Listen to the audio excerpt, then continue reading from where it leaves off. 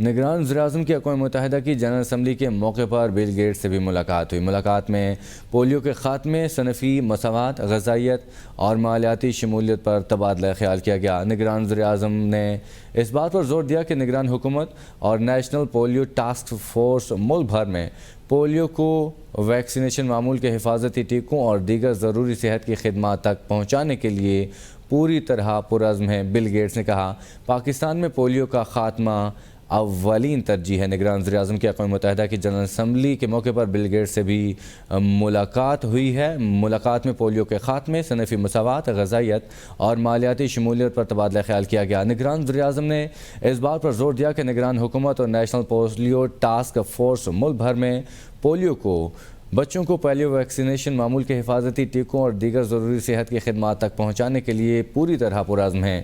Bill Gates نے کہا کہ پاکستان میں پولیو کا خاتمہ اولین ترجیح ہے۔